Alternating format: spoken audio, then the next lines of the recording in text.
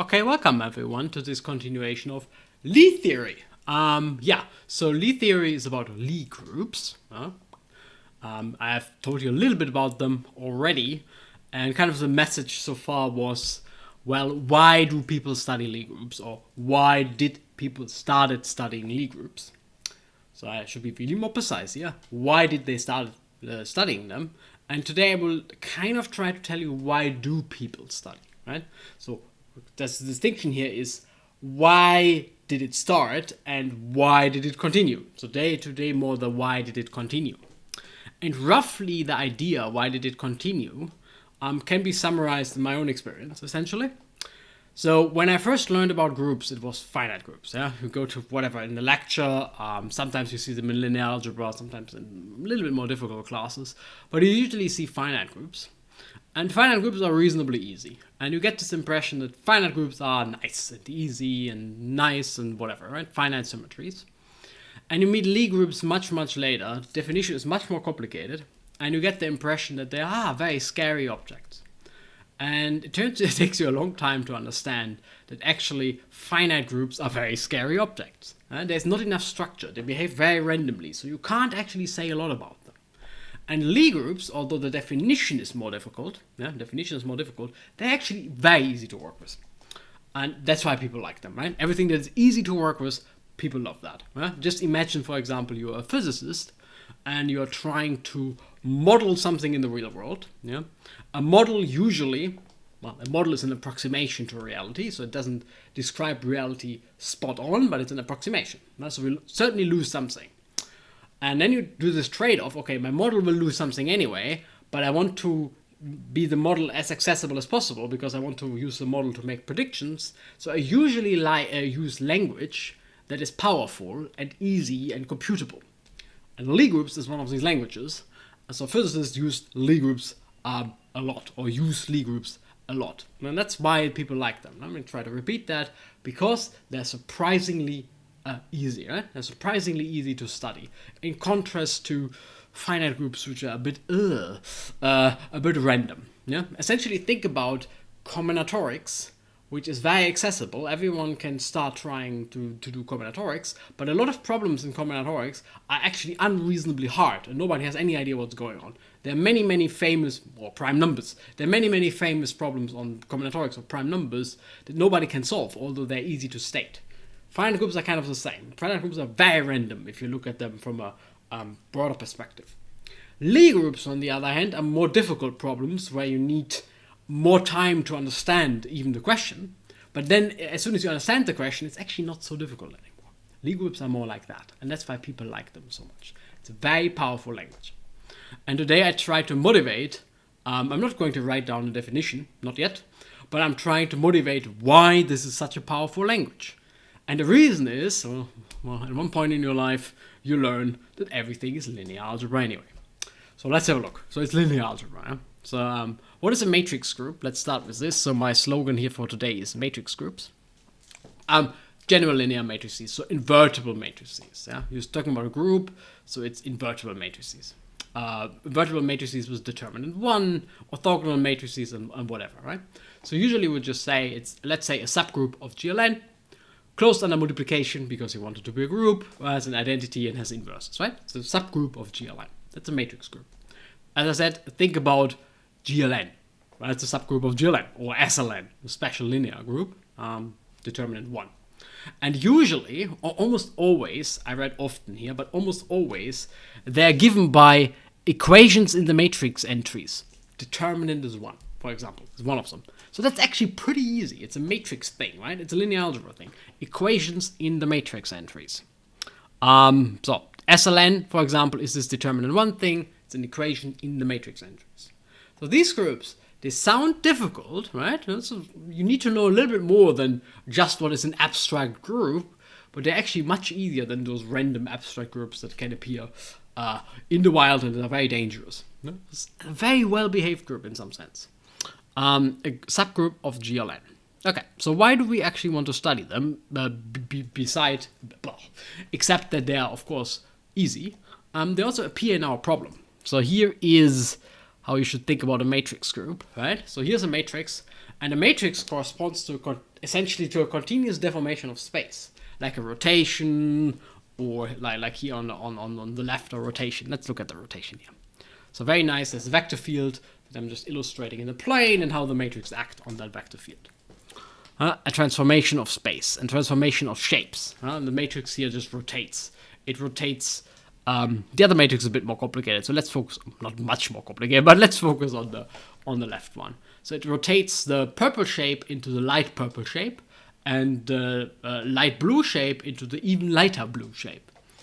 Yeah. So that's what matrices do, and subgroups of matrices are essentially continuous transformations of space. That's what they're supposed to be. Like GLN continuously deforms space, and this is how they come up in our little setting here.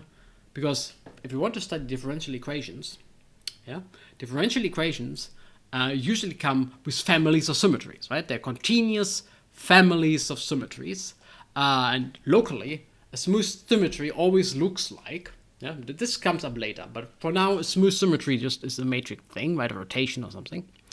But for later, just keep in mind that a smooth symmetry, it's smooth. You can differentiate it locally. Yeah. So first order, which is a tangent near a point, it is really like take the derivative of that corresponding rotation, like the Jacobian. Yeah. And the derivatives again live in GLN. So matrices are kind of the natural language for infinitesimal symmetries. Not just that the symmetries itself somehow are described by matrices, but also locally they are described by matrices. So kind of matrix groups are the correct language to describe our problem of continuous symmetries. That's where linear algebra comes in, right? So essentially we only study matrix groups. That's all Lie groups are, matrix groups. We'll see in a second, or later I say, Lie groups are a generalization of this picture. But the generalization is somehow looks very wild, it's a very vast generalization, but it's somehow very mild for some surprising reasons that we will see later. So without harm, you can essentially always think about a Lie group as being a GLN type object. And that's pretty cool, right? Then GLN, oh yeah, we know a little bit about GLN. We can study GLN pretty well. So let's have a look at another perspective on this. Here's a rotation matrix. And of course, a rotation matrix, again, same pattern. It sends the, the red type shape into the light red shape and the blue type shape into the light blue shape. Literally just a rotation. Yeah? And of course, it preserves something. That's why it's a preserving thing, right? It preserves the area in this case. Right? Pick a structure, take all linear maps that preserve it. Yeah? Lengths, you get the orthogonal group. Rotations. Volume, you get the special linear group, right? Determinant 1 would preserve the volume. Symplectic form, whatever, you would get the symplectic group. Why is this great? Well, again, definitions are explicit, right? In equations in the entries. So you can literally do concrete calculations. So the things that move space continuously are matrix groups, and the things that preserve the nice things, the nice structures like lengths or something, are also matrix groups. So they should be fundamental to our problem. And indeed they are, right? They're indeed fundamental to our problem. And then the main idea, essentially what Lie realized, is the key move. Differentiate the defining equations. So remember, remember here, our matrix groups are essentially always given by equations in the entries. And differentiate these equations because locally, you then get a linear space. So you could use linear algebra. Locally, you get a linear space. And this is exactly my picture that I have in mind. The Lie group is like this smooth object of all rotations of space or something. But locally, it's just a tangent plane. The matrix groups are solutions to equations in GLN. And if you differentiate at the identity matrix, and you can kind of imagine that you can move this around because it's smooth enough, so it doesn't really matter at what point you differentiate. So you take the easiest point, the identity, or the north pole, south pole in this picture. And then the equations are actually linear. So you get a vector space of matrices, and that's the Lie algebra. So Lie group is like a smooth object which describes symmetries in space and is the natural object that keeps like length or volume or something invariant. But at a point you can take the derivative and you get a linear object. And there you go, linear algebra. Everyone likes linear algebra. and that's the Lie algebra. And there's a little bit of extra structure which gives the Lie algebra. It's a little bit more than a vector space. It's actually a certain type of algebra. That's why it's called linear algebra. It's essentially linear algebra plus one operation. And that is fantastic because linear algebra is just very powerful. So Lie groups is essentially this language that describes continuous symmetries of space, or like the invariance of natural invariance, like what keeps the length invariance or something. And you can study them by taking a derivative, and you get a linear algebra object. So it's not just that they're natural because they describe something that people like, symmetries of space or rotations or whatever, but they can also be studied easily because it's linear algebra. And that's why people like them so much. They just describe something natural and are still easy. Perfect sweet spot between usable, and usable means they're easy enough to do something, and natural. Very difficult. Very rarely do you find something that is like in this sweet spot of being something that you want to study and something that you can study. Very different usually. Usually something that you want to study is very difficult, and something you can study is very boring. So finding this sweet spot is like extremely important. Yeah, it's extremely important. So what we are going to do is matrix groups, like the perfect playground. You can literally write down everything explicitly, right? Things are equations and matrix entries that you can take the derivative. What a mouthful. Take the derivative and get another nice linear picture, and it's fantastic.